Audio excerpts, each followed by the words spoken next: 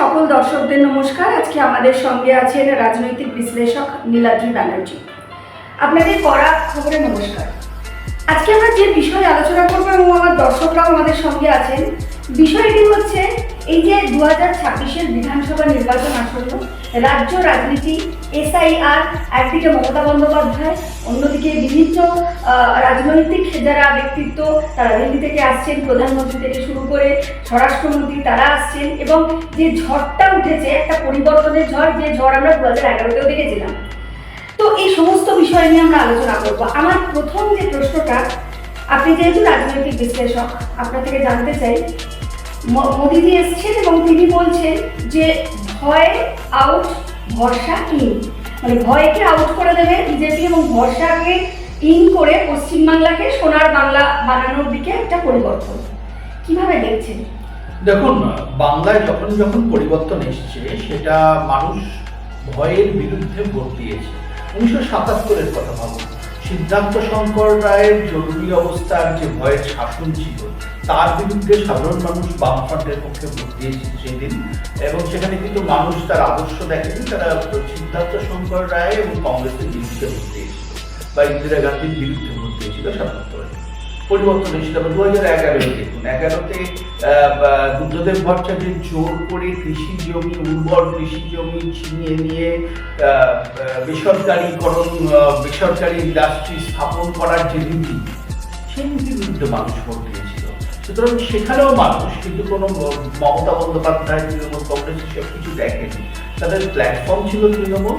সেখানে গিয়ে মানুষ সেই নীতি, সেই ভয়ের নীতি, যেখানে বিশেষ করে চাষিরা ভয় পেয়েছিল তাদের কৃষি জমি যেভাবে সিঙ্গুরে ছিনিয়ে নেওয়া হয়েছিল, এইভাবে আরো ইন্ডাস্ট্রি আসবে, তাদের উর্বর কৃষি জমি জোর করে সরকার এইভাবে ছিনিয়ে নেবে, তো সেই জন্য মানুষ ভোট দিয়েছিল। তো এবারও কার্যত এই ভোটটা হতে চলেছে মানুষের যে মহাজঙ্গল রাজ, যেটাকে নরেন্দ্র মোদী বলছেন, সেই মহাজঙ্গল রাজের বিরুদ্ধে। এবং এর কেন্দ্রবিন্দু হচ্ছে বাংলাদেশ থেকে আসা অবৈধ অনুপ্রবেশকারীরা, যারা এখানে একটা ত্রাস শাসন তৈরি করেছে বলে বহু মানুষ মনে করছেন, এবং বিশেষ করে বাঙালি হিন্দুরা এখানে নিরাপদ বোধ করছেন না। যেভাবে একসময় পূর্ব বাংলা থেকে হিন্দুদের চলে আসতে হয়েছিল, বাঙালি হিন্দুদের, আগামী দিনে পশ্চিমবাংলাতেও তারা থাকতে পারবেন কিনা সেটা নিয়ে একটা বিরাট প্রশ্ন চিহ্ন উঠে গেছে। যেভাবে ডেমোগ্রাফিক কম্পোজিশনে চেঞ্জ হচ্ছে, যেভাবে মুখ্যমন্ত্রী সরাসরি বলছেন বেশ করবো, মুসলমানদের শুরু করবো, তিনি মুসলমানদেরও দেখতে পারেন, হিন্দুদেরও দেখতে পারেন, যদি একটি সম্প্রদায়কে তিনি ঘোষণা করছেন বেশ করবো, করবো তো, এটা ভয়ঙ্কর ব্যাপার। আবার আমরা ধর্ণা মঞ্চ থেকে দেখলাম মুখ্যমন্ত্রী উঠে দাঁড়িয়ে বলছেন এই আমরা যদি না আসি তাহলে একটি কমিউনিটি আছে ঘিরে ফেলতে 1 মিনিটে সব শেষ করে দেবে। স্পষ্টত হিন্দুদের তিনি, বাঙালি হিন্দুদের তিনি একটা সতর্কবাণী দিচ্ছেন। কারণ বাঙালি হিন্দুরা মমতা বন্দ্যোপাধ্যায়ের এই যে ভয়ের শাসন, তাতে অসুরক্ষিত বোধ করছে, এবং সেখানে তারা ত্রাতার ভূমিকায় দেখছে নরেন্দ্র মোদীকে। এটা যদি একটা কুরুক্ষেত্র হয়, ভোটের কুরুক্ষেত্র হয়, সেখানে যেন অর্জুন হচ্ছে নরেন্দ্র মোদী আর কর্ণের ভূমিকায় মমতা বন্দ্যোপাধ্যায়। কর্ণ মহাবীর ছিলেন, কিন্তু যতবার অর্জুনের সাথে কর্ণের লড়াই হয়েছে ততবার কিন্তু কর্ণ পরাজিত হয়েছিলেন, কারণ কর্ণের পাশে ছিলেন দুর্যোধন আর অর্জুনের পাশে ছিলেন কৃষ্ণ। বাংলায় কি হয় বর্তমান যুগে সেটা আমরা তো চারটায় দেখতে পাবো। এখানে বিষয় যে নরেন্দ্র মোদীকে আমরা মানে একদম একটা রক্ষক হিসাবে দেখছি এই সময়, যে বাংলাকে রক্ষা করবে, যে ত্রাস চলছে বাংলায়, যে ভয়ের পরিবেশ চলছে, সেখান থেকে পরিবর্তন হলে হয়তো হিন্দুরাও সুরক্ষিত হবে বা অনেকটা যে ভয়ের ব্যাপার সেখান থেকে অনেকটা মুক্তি হবে। কিন্তু একটা সেটিং তথ্যও বারবার উঠে আসে। সম্প্রতি শুভেন্দু অধিকারীর সাথে তৃণমূলের এক বিধায়ককে একই গাড়িতে যেতে দেখা গেছে, সেই ছবিও কিন্তু ভাইরাল। তো সেখানে দাঁড়িয়ে তাহলে এইরকম নির্বাচনের সময়, যেখানে এখন সবাই প্রচার চলছে, এই পরিস্থিতিতে বিজেপির একজন ক্যান্ডিডেট, তিনি একজন তৃণমূলের প্রথম সারির নেতার সাথে, ক্যান্ডিডেটের সাথে একই গাড়িতে শুভেন্দু অধিকারী গাড়ি শেয়ার করে যাচ্ছেন, সেখান থেকে দাঁড়িয়ে তো আবার একটা চিত্র সামনে আসে। তাহলে কি ওই যেটা বিজেমূল বলা হয়, যে একটা তৃণমূল এবং বিজেপির ওপর লেভেলের সেটিং, সেটা কি কিছুটা সামনে আসছে নাকি মনে হয়? না, দেখুন, সৌহার্দ্যের সম্পর্ক তো বাংলার একটা সংস্কৃতি। জ্যোতিবাবুর সাথে বিধান রায়ের অত্যন্ত ভালো সম্পর্ক ছিল, জ্যোতিবাবুই সেটা স্বীকার করেছেন, তাহলে রাজনৈতিক বিরোধিতায় সেটা পালন করেনি। আবার পরবর্তীকালে সিদ্ধার্থ শঙ্কর রায়ের সাথে জ্যোতিবাবুর অত্যন্ত ভালো সম্পর্ক ছিল, বন্ধু ছিলেন তারা। বিধান রায় সিনিয়র ছিলেন, সিদ্ধার্থ রায় বন্ধু ছিলেন, কিন্তু সিদ্ধার্থ রায়ের ত্রাসের শাসনের বিরুদ্ধে যখন লড়াই হয়েছিল নেতৃত্ব দিয়েছিলেন জ্যোতিবাবু। সুতরাং বাংলার আপনি যদি ইতিহাস দেখেন সেখানে কিন্তু সৌজন্যের কখনো অভাব হয়নি। বর্তমান তৃণমূল সরকারের আমলেই বিরোধীদের শত্রু বলে দেখার একটা প্রবণতা হয়েছে, কিন্তু তৃণমূল কংগ্রেসের বহু মানুষ আছেন যারা সেই সৌহার্দ্যের সংস্কৃতি, যেটা কংগ্রেসের সংস্কৃতি ছিল, তাদের বিশ্বাস রাখেন। তাদের কারোর সাথে যদি শুভেন্দু অধিকারী বেরিয়ে থাকেন, আপনি নাম বলছেন না, কিন্তু যদি বেরিয়ে থাকেন তো সেটাকে তো আশঙ্কিত হওয়া, সেটা কোনো সেটিং প্রমাণ করে কিনা আমরা জানি না। তবে এইটুকু জানি, এবারের নির্বাচনের লড়াইটা তৃণমূলের সাথে বিজেপি, স্পষ্ট ভাষায় বলছি, লড়াইটা তৃণমূল থাকবে না বিজেপি আসবে। মুখ্যমন্ত্রী এসআইআর যখন শুরু হয়েছিল তখনও তিনি বলেছিলেন যে আমি বেঁচে থাকাকালীন এসআইআর হতে দেবো না, কিন্তু এসআইআর হলো প্রায় 92 লক্ষের উপরে বাদ গেল। এবার বিষয়টা হচ্ছে এখনো কিন্তু অনেক ভোটার তারা অ্যাডজুডিকেশনে আছে, তাদের চলছে। আজকেও সুপ্রিম কোর্টের শুনানি আছে এই বিষয়টা নিয়ে। কিন্তু বিষয়টা হচ্ছে নির্বাচন তো আসল, এখনো অনেকের বিচারাধীন। এসআইআর প্রসেস পুরোপুরি শেষ নয়। প্রত্যেকটা রাজনৈতিক দল বলেছিল, ইনক্লুডিং বিজেপিও, সমীর ভট্টাচার্য বারবার বলেছিলেন যতক্ষণ না এসআইআর পুরো নির্দিষ্টভাবে শেষ হবে, একটা বৈধ ভোটার বাদ যাবে না, এবং পুরো ব্যাপারটা যতক্ষণ না একটা জায়গায় এসে শেষ হবে, মানে কেউই ভোট চাইছে না এবং বিজেপিও ভোট হতে দেবে না, এসআইআরটা শেষ হতে হবে এবং আমরা কথা দিচ্ছি কোনো বৈধ ভোটার বাদ যাবে না। কিন্তু যেটা দেখা যাচ্ছে, ট্রাইব্যুনালে প্রচুর মানুষ এখনো লাইন দিয়ে দাঁড়িয়ে আছে, যাদের কাছে যারা বৈধ ভোটার এবং কিছু ডকুমেন্টসের সমস্যা হয়েছে, তাহলে তারা ভোট দিতে পারবে না। তা সেই জায়গায় দাঁড়িয়ে ভোট তো হচ্ছে, মানে কিভাবে সেটা সম্ভব তাহলে? না, প্রথম কথা এসআইআর শেষ হয়ে গেছে, 90,83,000 মানুষের নাম বাদ গেছে। শেষ হওয়ার পরও মানুষের অধিকার যে গণতান্ত্রিক দেশে ট্রাইব্যুনালে অ্যাপিল করা বা নতুন ভোটারের নাম চলারও একটা অধিকার আছে। মানুষ যেটা গণতান্ত্রিক অধিকার, যত তারা 3 বছর ধরে ট্রাইব্যুনালে যেতে পারে, মানে এটা তো যে কোনো সময় যে কোনো মানুষ যাদের নাম বাদ পড়েছে তারা ট্রাইব্যুনালে বারবার গিয়ে যদি এক্সিস্টিং ডকুমেন্টে কাজ না দিতে পারেন, তাহলে তো ভোটের প্রক্রিয়া আটকে থাকতে পারে না। এসআইআর তো ফাইনাল লিস্ট ইলেকশন কমিশন বার করে দিয়েছে, আর সুপ্রিম কোর্টের খুব স্পষ্ট হয়ে বলেছেন ভোটদানের অধিকার কোনো মৌলিক অধিকার নয় ভারতবর্ষে। যেমন আপনি আমেরিকার ক্ষেত্রে দেখবেন যারা গ্রিন কার্ড হোল্ডার তারা কিন্তু ভোট দিতে পারে, যারা আমেরিকান সিটিজেন তারা ভোট দিতে পারে। সুতরাং যারা দেশের নাগরিক হিসেবে যারা শিক্ষিত তারাই কিন্তু ভোট দিতে পারে। সুতরাং যাদের ক্ষেত্রে একটা প্রশ্নচিহ্ন থেকে গেছে নাগরিকত্ব নিয়ে, তারা ভোট দিতে পারবে না। সেই নাগরিকত্ব পেলে তারা ভোট দিতে পারবে, তারপরে কি ভোট আটকে থাকে আমেরিকায়? সেটা তো নয় যে প্রত্যেক গ্রিন কার্ড হোল্ডারের যতক্ষণ না নাগরিকত্ব পাচ্ছেন ভোট আটকে থাকবে। এভাবে তো সংবিধানও বলা নেই এরকম কিছু, এবং এভাবে চলে না। সুপ্রিম কোর্ট যদি ভবিষ্যতে কোনো অবজারভেশন করে তাহলে অবভিয়াসলি সেক্ষেত্রে পরিবর্তন হবে, কিন্তু বিজেপি, তৃণমূল বা সিপিএম কেবি ঠিক করবে না কিভাবে নির্বাচন হবে, নির্বাচন কমিশন ঠিক করবে এবং এ ব্যাপারে রায় দেবে সুপ্রিম কোর্ট। তা আপনার মনে হয় না এই যে রাজ্য সরকার এবং নির্বাচন কমিশনের মধ্যে যে টানাপোড়েন, সেই টানাপোড়েনে মানে আলটিমেটলি যারা অসুবিধায় পড়ছে সেটা ভোটার। তো এইরকম একটা জায়গায় দাঁড়িয়ে সরকার বারবার মানে আমরা জানি ইলেকশন কমিশন যে কিভাবে কটাক্ষ করছে, জ্ঞানেশ কুমারের নতুন নাম দিয়েছে জ্ঞানেশ কুমার ইত্যাদি ইত্যাদি, এবং বারবার তারা বলছে যে বিজেপি মানেই লাইনে দাঁড় করানো। যেমন নোটবন্দির সময় দেখেছি লাইনে দাঁড় করিয়েছে, তারপরে ব্যাংকে দাঁড় করিয়েছে, এসআইআর এর লাইনে দাঁড় করিয়েছে। এরা সবসময় লাইনে দাঁড় করায়। পশ্চিমবাংলায় ক্ষমতায় এলে বাংলার মানুষদের শুধু লাইনেই দাঁড় করাবে, কে বলছেন না মুখ্যমন্ত্রী।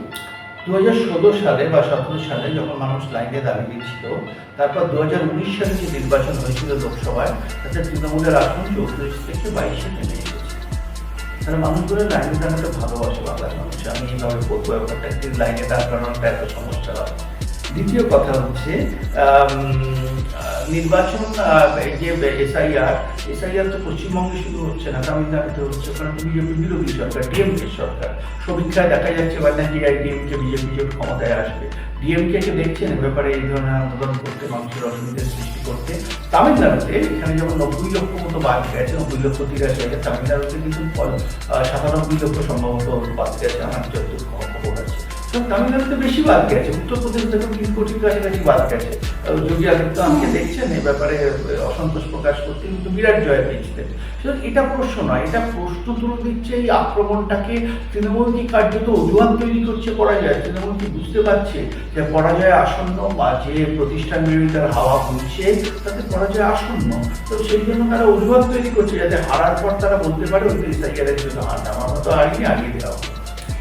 শেষ প্রশ্ন করব, ভবানীপুরে মুখ্যমন্ত্রী মমতা বন্দ্যোপাধ্যায় তিনি দাঁড়িয়েছেন এবং তার প্রতিপক্ষ শুভেন্দু অধিকারী।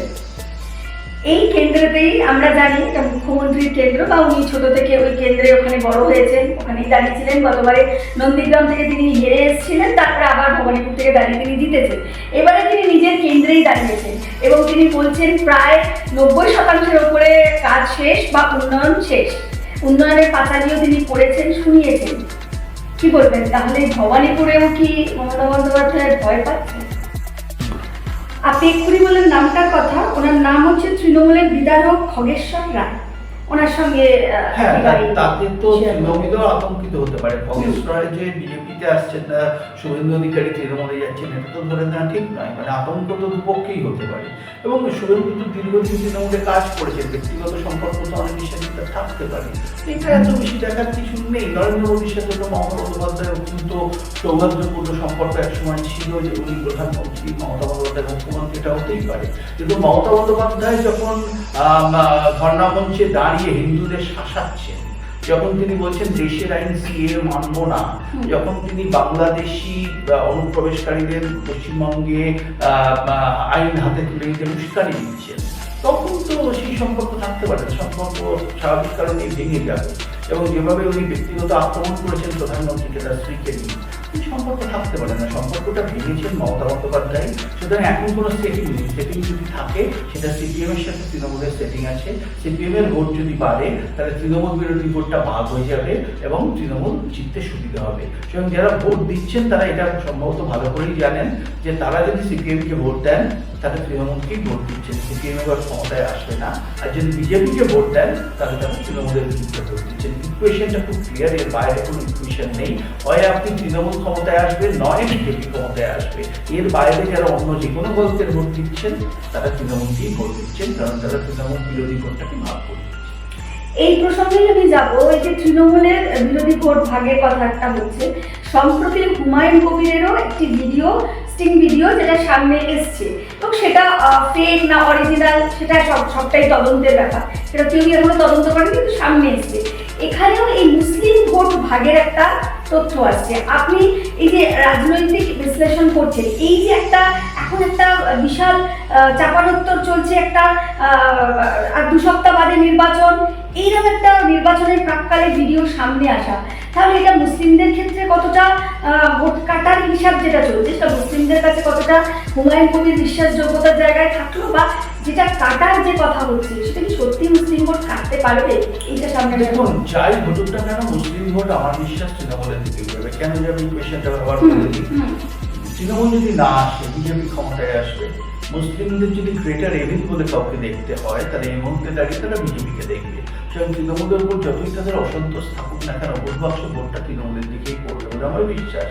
আমি বিশ্বাস করি প্রায় 90% মুসলিম ভোটই কেন্দ্রীভূত হবে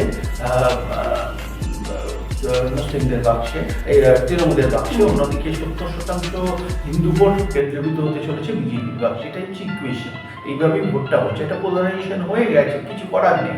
সুতরাং হুমায়ুন কবিরের কি ভিডিও এলো না এলো, হুমায়ুন কবিরের ভিডিও না এলেও মুসলিম ভোট তৃণমূলে করতো, হুমায়ুন কবিরের ভিডিও এলেও করবে, এখানে কোনো তফাৎ হবে না।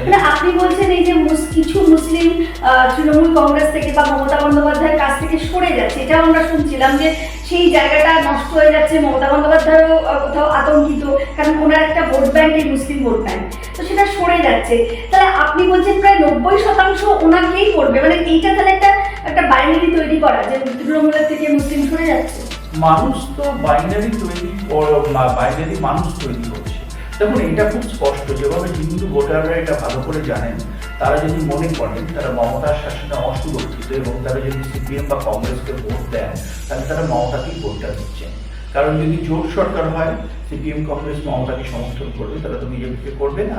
আর ভোটটা ভাগ হয়ে যাওয়া মানে, বিরোধী ভোট ভাগ হওয়া মানে মমতারই জিততে সুবিধা হবে, মানে মমতার দলে জিততে সুবিধা হবে। একবারে অনুশোধনকারীরা খুব ভালো করে জানে যে তাদের ভোট যদি অন্য কোনো দলের দিকে যায়, সেটা কংগ্রেস হোক, সেটা সিপিএম হোক, কি পয়েন্ট করলে দল হোক, তাহলে লাভবান হবে বিজেপি।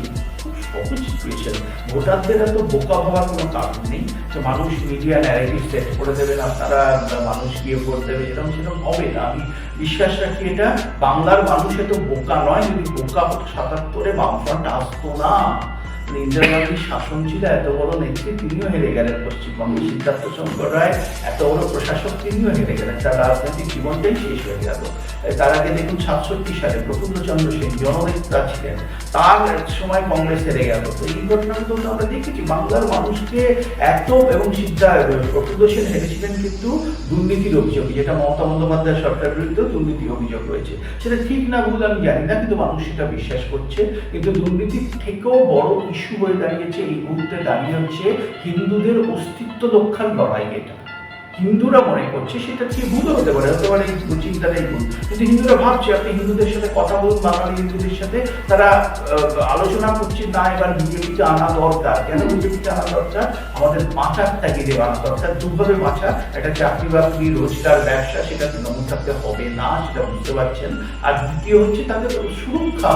কালকে তারা অসুরক্ষিত বোধ করছেন বাংলাদেশি অবৈধ অনুপ্রবেশকারীদের জন্য, এবং এসআইআর খুব স্পষ্ট করে দিয়েছে এই অবৈধ অনুপ্রবেশকারীদের পক্ষে আছে তৃণমূল কংগ্রেস। যথেষ্ট কারণ আছে, কারণ ওখানে বাদ গেছে ৫০,০০০-এর বেশি ভোটারের নাম। ২৯,০০০ ছিল মার্জিন গতবার, যখন তৃণমূল কংগ্রেস ২১-এর ভোট, মানে বিধানসভা ভোট বলছি, উপনির্বাচন বলছি না। উপনির্বাচনে তো মুখ্যমন্ত্রী দাঁড়াতে স্বাভাবিকভাবে ভোট পাবেন, সেটা তো অন্য কথা। বিধানসভা ভোটে ২৯,০০০ মার্জিনে বিজেপি তৃণমূল জিতেছিল। আর লোকসভা ভোটে ভবানীপুর কেন্দ্রে, যদি আমি লিড দেখে, তৃণমূলের নেমেছিল ৮,০০০-এর একটু বেশি। সেরকম ২০২৪-এর লোকসভা ভোটে যেখানে ৮,০০০-এর একটু বেশি লিড, সেখানে যদি ৫০,০০০-এর বেশি নাম বাদ যায়, আতঙ্কিত হতে যথেষ্ট কারণ আছে। বিশেষ করে যেখানে বিরোধী প্রার্থী হচ্ছেন শুভেন্দু অধিকারী, যার সাথে মুখ্যমন্ত্রী গতবার হেরেছেন। মুখ্যমন্ত্রী বলছেন যে সিআর নাকি লোডশেডিং করে দিয়েছিলেন, এটসেট্রা এটসেট্রা, কিন্তু কোর্টে তো সেটা প্রমাণিত হয়নি। কোর্ট সেই নির্বাচনের প্রস্তুতি অর্ডারও দেয়নি। হয়তো এবারও আর কোনো অজুহাত দেবেন। ওই বললাম না, একটা অজুহাতের মোডে চলে গেছে তৃণমূল। অর্থাৎ তৃণমূল কার্যত হাটটা দেখতে পাচ্ছে চোখের সামনে। যে কথাগুলো বলছে, এগুলো ৪ তারিখের পর করার কথা, এখন বলে দিচ্ছে। অর্থাৎ অজুহাত তৈরি করে রাখছে কেন আমরা হারলাম। এই মানুষের কিন্তু এই ধারণাটা হচ্ছে, এই ধারণাটা যত দৃঢ় হবে, তত কিন্তু মানুষ যারা বিজেপি পক্ষে ভোটার, তারা বেরিয়ে এসে আরো ভোট দেবেন। তারা বুঝতে পারবেন বিজেপি জিততে চলেছে। এবার দেখবেন আপনি বিহার দেখুন, ভোটদানের হার ১০%-এর বেশি বেড়ে গেছে।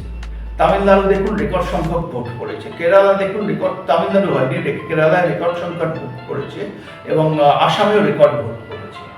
অর্থাৎ এসআইএল এর পর কি হচ্ছে, বহু মানুষ যারা ভোট দিতেন না, তারা ভোট দিচ্ছেন এখন, কারণ তারা ভয় পাচ্ছেন ভোট না দিলে যদি ভোটার লিস্ট থেকে নামটা কেটে যায়। এই যে মানুষগুলো ভোট দিতেন না বাংলায়, তারা বেশিরভাগই বিজেপির সমর্থক। আমার মতো মানুষেরা যারা ঘরে বসে মাংস ভাত খেয়েছে, দিন এসি চাইলে ঘুমোই, ভোটটা দিতে যায়নি, এবারে তো ভোট দিতে যাবো। আর আমার মতো মানুষেরা ভোট দিলে বিপদ আছে তৃণমূল কংগ্রেসের, কারণ যারা আশঙ্কা করছে, এটাই আশঙ্কা। এবং এবার যদি ভোটের হারটা বাড়ে, ৮০% ভোট করেছে ২০২৪-এ, এটা যদি ৮৫ হয়, ৫% অতিরিক্ত ভোটটা কিন্তু বিজেপির দিকে যাওয়ার সম্ভাবনা করছে। সুতরাং সেটা যদি হয়, এখন বিজেপির ভোট কত ৩৯%, তৃণমূলের ভোট হতো ৪৬%। যদি ৫% ভোট বিজেপির দিকে যায়, বিজেপি ৪৪% চলে আসবে। এর পাশাপাশি এসআইআরের নাম বাদ যাচ্ছে, সুতরাং যদি ডিনোমিনেটরটা কমে যায়, তাহলে তো স্বাভাবিকভাবে বিজেপির শেয়ারটা বাড়বে, কারণ নাম বেশি বাদ যাচ্ছে, ধরে নেওয়া যেতে পারে তৃণমূলই দাবি করছে তাদের ভোটারদের নাম কাটা হচ্ছে। কারণ বিজেপি যদি ৫০% ভোটের কাছাকাছি পৌঁছে যায়, তার ৭০% হিন্দু ভোটের কনসলিডেশন হয়, আমি আশ্চর্য হব। তাহলে 2026-এ আমরা যেভাবে 2021 দেখেছিলাম, 11 দেখেছিলাম, পরিবর্তন হয়েছিল 34 বছরের বাম শাসনকে অবসান ঘটিয়ে, আবারও তাহলে এই 15 বছর তৃণমূল কংগ্রেসের যে অবস্থান, যেখানে চাকরি নেই, বেকারত্বের হার, শিল্প নেই, 15 বছরে একটা শিল্প আসেনি, কিন্তু মুখ্যমন্ত্রী বলছেন যে আমার 90% কাজ হয়ে গেছে, এবং নারী সুরক্ষা, শিক্ষা, স্বাস্থ্য সবকিছুতে এগিয়ে বাংলা। তো আমরা দেখেছি এখনো পর্যন্ত কোনো শিল্প আসেনি। তাহলে এই শাসনে, 15 বছর শাসনের একটা অবসানের দিক কি বাংলার মানুষ দেখতে পাচ্ছে? মানে আপনার অ্যানালিসিস কি বলছে, এবারে তাহলে পরিবর্তন হচ্ছে, একটু যদি দর্শকদের বলেন। দেখুন, আমার অঙ্ক বলছে পরিবর্তন হচ্ছে, কিন্তু আবেগ বলছে মমতা ফিরছে। মানে এই আবেগ, মানে আবেগটা কেন, মানে কোন আবেগ? মানুষের আবেগ। মমতা বন্দ্যোপাধ্যায় তো সাধারণ কোনো নেতা নন, তার একটা দীর্ঘ সংগ্রামের ইতিহাস আছে। সোমনাথ চ্যাটার্জিকে হারানো, আক্রান্ত হওয়া সিপিএমের হাতে, যারা জমি চলে গেছিল কৃষকদের জন্য লড়াই, অনশন, এই ইতিহাস একটা তো এত বড় নেত্রী, তিনি যখন মানে হাঁটতেও চলেন তখন কিন্তু মানুষের আবেগ তার সাথে থাকে। উড়িষ্যার আবেগ বলছিল নবীন পটনায়ক জিতছে, কিন্তু অঙ্ক বলছিল বিজেপি জিতছে। কি হয়েছে আমরা জানি। দিল্লির আবেগ বলছিল অরবিন্দ কেজরিওয়াল জিতছেন, এত মানুষের জন্য এত প্রকল্প দিয়েছেন, উন্নয়নমূলক প্রকল্প, কিন্তু অঙ্ক বলছিল বিজেপি আসছে। কি হয়েছে আমরা জানি। এখানে কি লক্ষ্মীর ভান্ডার আবেগটাও আছে? লক্ষ্মীর ভান্ডার, যুবসাথী, কন্যাশ্রী, একাধিক প্রকল্প। বিভিন্ন সার্ভে দেখবেন, সেখানে বিজেপি যতই ভালো করুক, মুখ্যমন্ত্রী হিসেবে কিন্তু মমতার কথাই বলছে। মমতা কিন্তু তার পার্টির থেকে অনেক বড়, এটা বাস্তব। মানে বলছেন বাংলার মানুষ একটা মুখ দেখতে চায়, এটা বাস্তব। এই বাস্তবটাকে তো আমাদের মানতেই হবে। মমতা পার্টির থেকে অনেক বড়। বুদ্ধদেবও তাই ছিলেন, কিন্তু বুদ্ধদেবও যাদবপুরে হেরে গেছিলেন 2011 সালে। মানে ব্র্যান্ড বুদ্ধ যেটা ছিল সেটা তাকে বাঁচাতে পারেনি, কারণ যখন পার্টির পতন হয়, যে পার্টির প্ল্যাটফর্মে একজন দাঁড়িয়ে আছে, সেই প্ল্যাটফর্মে তারও পতন হতে পারত। সুতরাং আবেগ একটা মমতার প্রতি থাকবে। মমতার এই পতন, মানে বহু মানুষ ভাবতেই পারতেন না উড়িষ্যায় কোনোদিন নবীন পটনায়কের পতন হতে পারে, বলো তো। বহু মানুষ ভাবতেই পারছেন না দিল্লিতে কোনোদিন অরবিন্দ কেজরিওয়ালের পতন হতে পারে, বলো তো। বহু মানুষ ভাবতেও পারেনি তামিলনাড়ুতে জয়ললিতা হাসতে পারেনি, বলো তো। সুতরাং ভারতের ইতিহাস আপনারা যদি দেখেন, রাজনীতির ইতিহাস, ইন্দিরা গান্ধীরও পতন হয়েছিল 77 সালে, আবার উনি ফিরে এসেছিলেন, মমতাও ফিরে আসতে পারেনি। এবার অঙ্ক তো বলছে উনি হাঁটছেন, আবেগ তো বলবেন উনি হাঁটছেন। একদমই অসংখ্য ধন্যবাদ দর্শক বন্ধুদের। বুঝতেই পারছেন নীলাদ্রিরা আপনাদেরকে খুব সুন্দরভাবে বোঝালেন, এবং কেন এবারে আবেগ থাকা সত্ত্বেও বিজেপি ক্ষমতায় আসতে চলেছে এবং পরিবর্তন হবেই, সেটা সুন্দরভাবে উনি বুঝিয়ে দিলেন। অসংখ্য ধন্যবাদ দর্শক বন্ধুদের যারা এতক্ষণ অনুষ্ঠানটি শুনছিলেন। নমস্কার।